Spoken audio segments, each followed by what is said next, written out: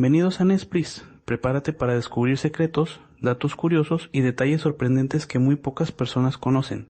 15 secretos de Sandslash que casi ningún fan conoce. 1. Sus púas no son simples espinas.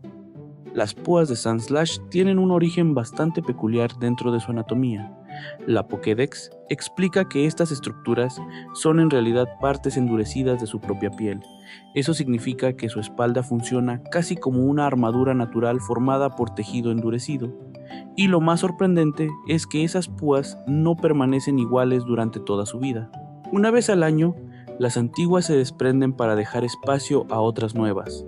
Las nuevas púas crecen desde debajo de las anteriores y terminan reemplazándolas por completo. Es un proceso parecido a una renovación periódica de su propia protección corporal.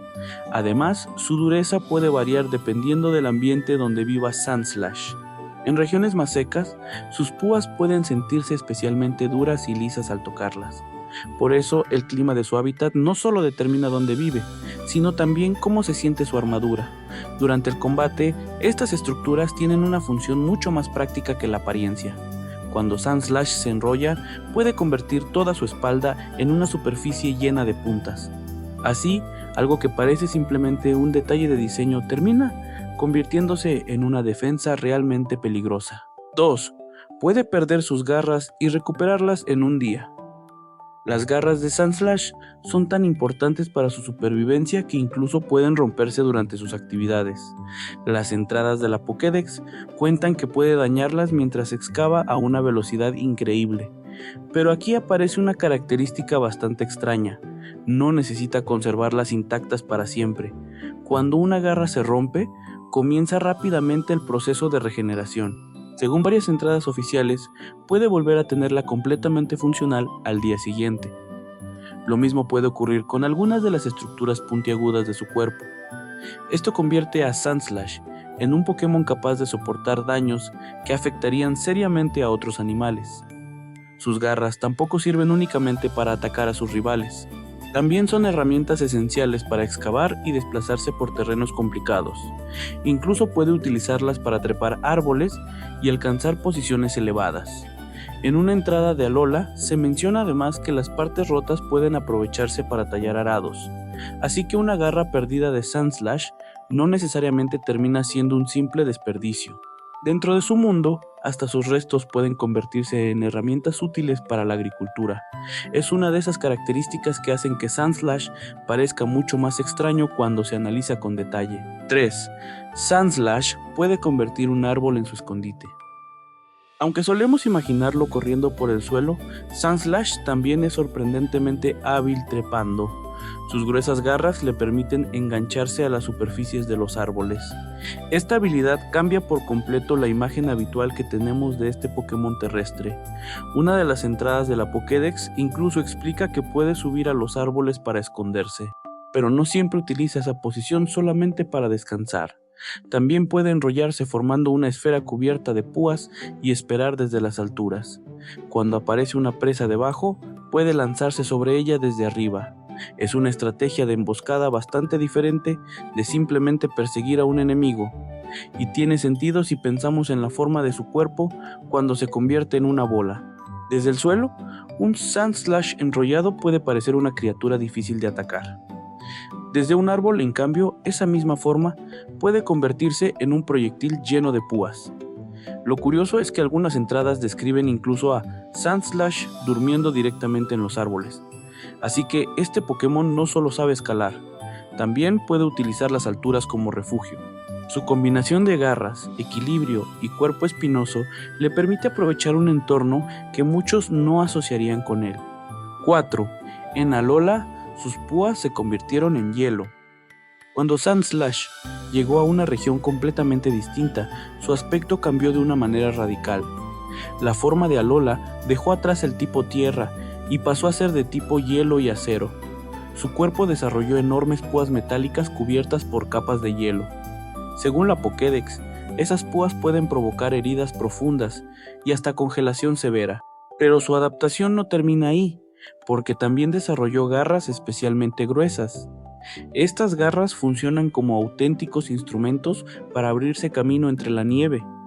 Puede atravesar grandes cantidades de nieve mientras corre a velocidades sorprendentes.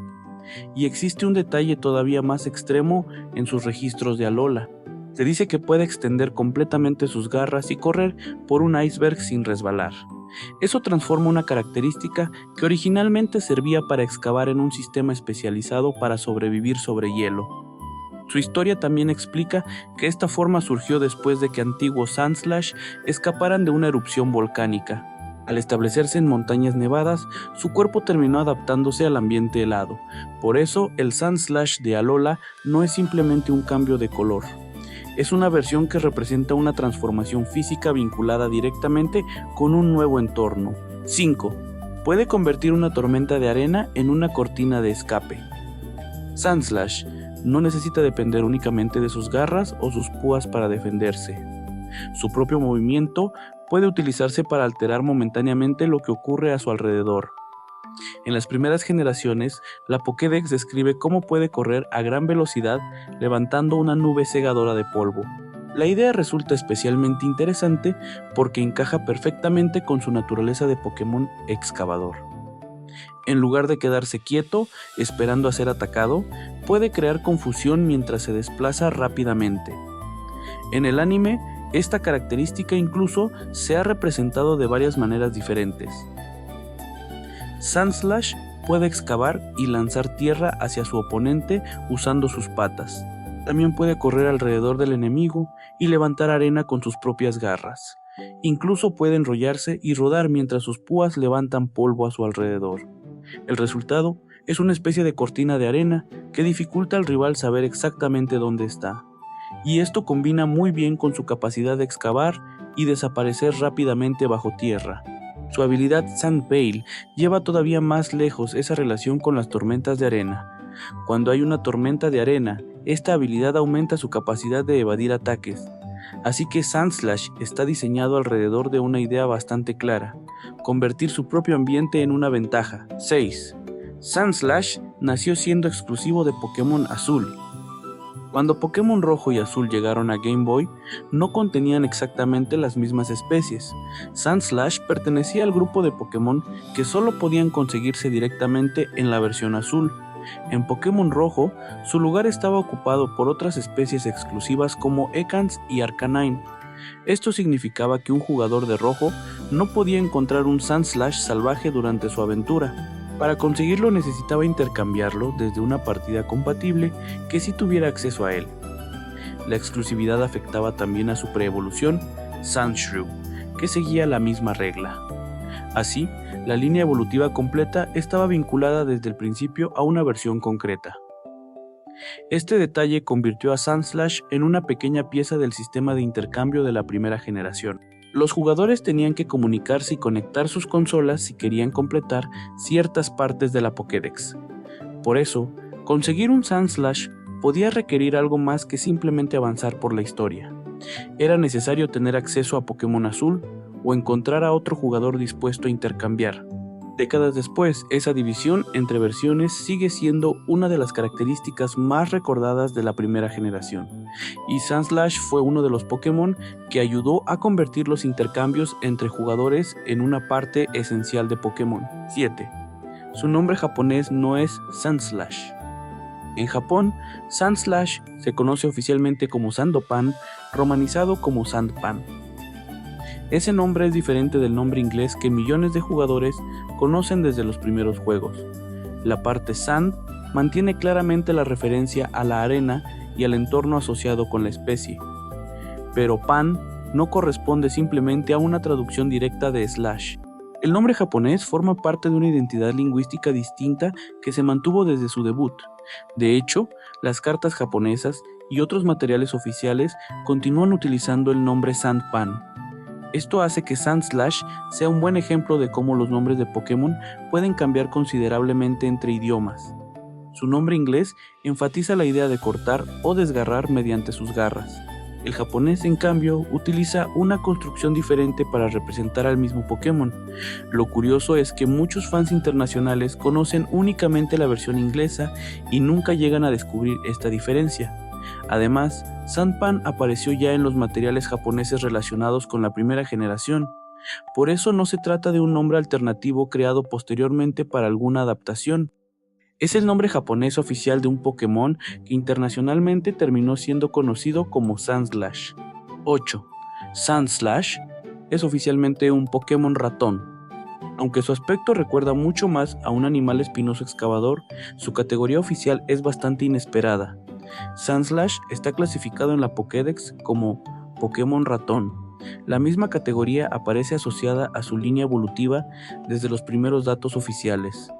Esto resulta curioso porque su cuerpo lleno de garras y púas no es precisamente la imagen típica de un ratón. Su altura tampoco es diminuta. El Sandslash original mide aproximadamente 1 metro. Además, pesa alrededor de 29,5 kilogramos, una cifra enorme para cualquier roedor real. La categoría de la Pokédex no significa que sea una representación científica exacta de un ratón. En Pokémon, estas categorías suelen funcionar como una descripción temática de la criatura. Por eso Sandslash puede compartir categoría con Pokémon que tienen diseños muy diferentes. El detalle se vuelve todavía más llamativo cuando se compara su apariencia con su preevolución. Sandshrew conserva la misma categoría de Pokémon ratón, aunque tiene un diseño mucho más pequeño y compacto. Así, detrás de su apariencia de guerrero del desierto, existe oficialmente un concepto zoológico mucho más simpático. Sandslash puede parecer un monstruo espinoso, pero para la Pokédex sigue siendo, técnicamente, un ratón gigante con garras. 9. En la primera generación tenía un arsenal de ataques bastante extraño. Cuando Sandslash debutó en Pokémon Rojo, Verde, Azul y Amarillo, su repertorio inicial era muy diferente al actual. Al subir de nivel podía aprender Scratch, Sand Attack, Slash, Poison Sting, Swift y Fury Swipes. Lo curioso es que varios de esos ataques no eran de tipo tierra. De hecho, Poison Sting era de tipo veneno y Swift era de tipo normal. Esto hacía que su repertorio original fuera mucho más variado de lo que su diseño podría sugerir. Su movimiento Slash destacaba especialmente porque encajaba perfectamente con sus enormes garras. Fury Swipes también reforzaba la idea de un atacante que golpea repetidamente con ellas. Pero existe otro detalle interesante. En aquella generación, Sandslash no obtenía su repertorio actual de movimientos mediante el mismo sistema. Las mecánicas, los niveles de aprendizaje y las opciones disponibles eran mucho más limitados. Eso significa que un Sandslash de los juegos originales podía sentirse bastante diferente durante un combate. Su identidad como Pokémon de tierra estaba presente, pero sus ataques no estaban tan concentrados en ese tipo como muchos jugadores modernos podrían imaginar. Con el paso de las generaciones, su repertorio se amplió enormemente y aparecieron movimientos como Earthquake, Sandstorm y Gyro Ball. Por eso estudiar su primer conjunto de movimientos permite ver cómo evolucionó el diseño jugable de Sandslash con los años. 10. Su evolución ocurre exactamente al nivel 22. Sandslash no necesita una piedra evolutiva ni una condición especial para aparecer en su forma original. La transformación ocurre cuando Sandshrew alcanza el nivel 22. Ese número lo coloca junto a varias líneas evolutivas de la primera generación que también utilizaban el nivel 22. Entre ellas se encuentran Ekans, Zubat y, curiosamente, también algunas especies introducidas mucho después. En los juegos originales, alcanzar ese nivel podía cambiar por completo las capacidades de un Sandshrew. El pequeño Pokémon pasaba a convertirse en Sandslash durante el proceso normal de evolución. No era necesario encontrar un objeto raro ni visitar un lugar específico. Esto también explica por qué Sandslash está clasificado como la primera evolución de su línea. La regla se mantiene para la forma original de la especie en los juegos modernos. Sin embargo, existe una diferencia enorme cuando hablamos de su variante de Alola. El Sandshrew de Alola no evoluciona simplemente al alcanzar el nivel 22. Para convertirse en Alolan Sandslash necesita una piedra hielo. Así, la misma familia posee dos métodos evolutivos completamente diferentes dependiendo de la forma regional.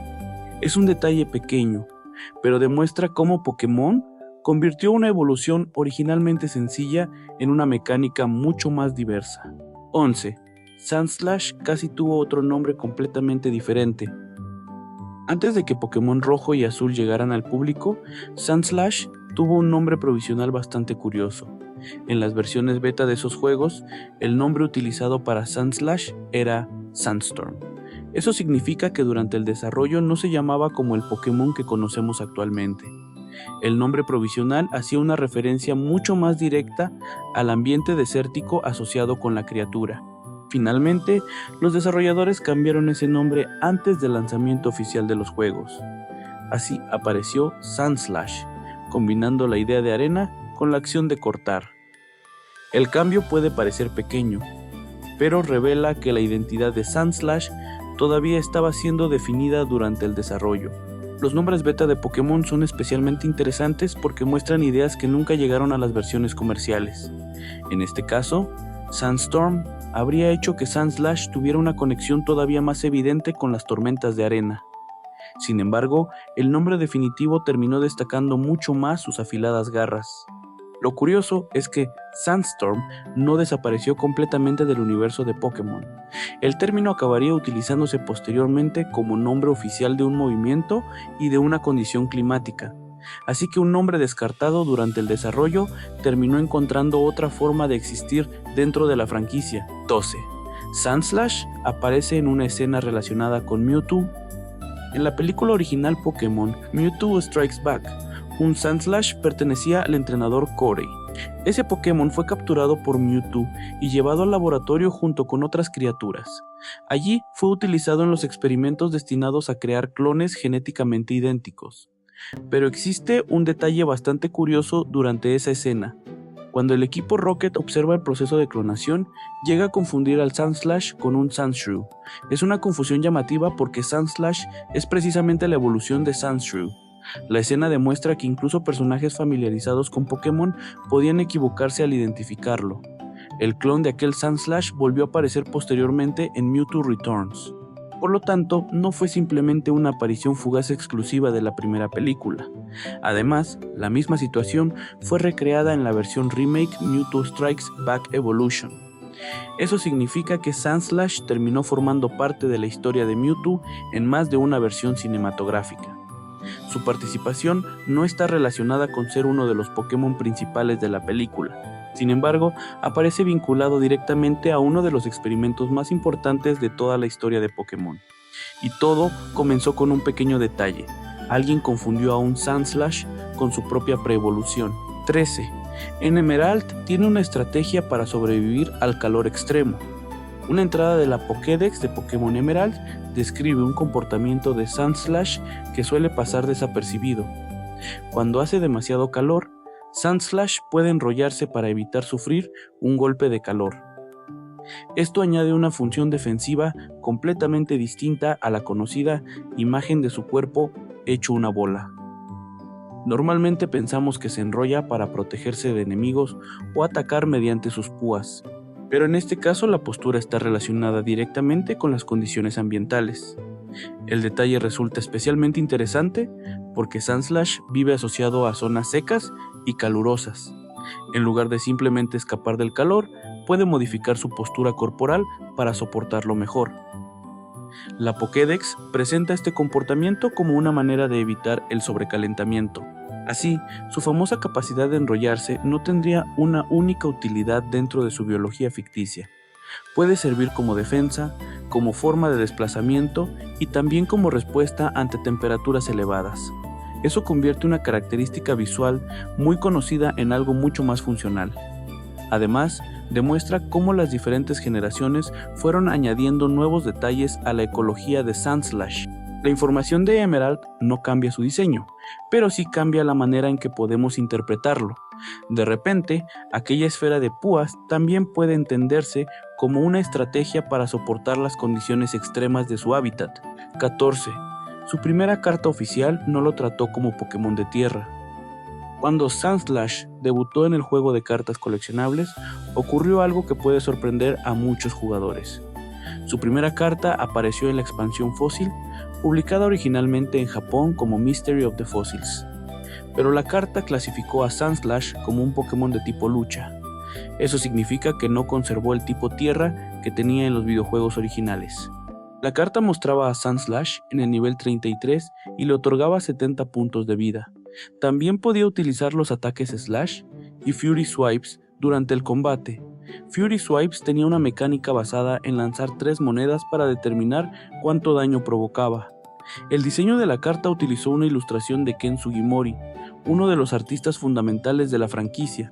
Además, la carta llevaba datos de Pokédex correspondientes al número 028. Su aparición convirtió a Sandslash en una de las primeras evoluciones de la primera generación representadas oficialmente en el TCG. Desde entonces, ha aparecido en numerosas cartas y distintas expansiones. Pero aquella primera versión ya establecía una curiosa diferencia respecto a los videojuegos. En lugar de tierra, el Sandslash del TCG comenzó su historia competitiva dentro del tipo lucha. 15. En el anime llegó a enfrentarse contra un Cyndaquil. Sandslash tuvo uno de sus combates más destacados del anime contra un Pokémon que, en apariencia, parecía tener una enorme desventaja. En el episodio Good Will Hunting, un entrenador llamado Koji utilizó un Sandslash contra Ash. El combate tenía como objetivo decidir quién conservaría a un Cyndaquil. Sandslash no fue presentado como un rival cualquiera, sino como un Pokémon especialmente poderoso y ágil. Durante la batalla demostró una velocidad suficiente para poner a Ash en una situación complicada. Sin embargo, Cyndaquil consiguió superar aquella desventaja y terminó derrotándolo. El enfrentamiento es interesante porque muestra a Sandslash utilizando principalmente sus capacidades físicas. No necesitó una transformación especial ni una forma regional para representar una amenaza seria. La escena también ayudó a mostrar una faceta menos habitual de Sandslash dentro del anime. En los videojuegos suele recordarse principalmente por sus garras, defensa y relación con la arena. En la serie animada, en cambio, su velocidad y agilidad pueden convertirse en elementos centrales de un combate.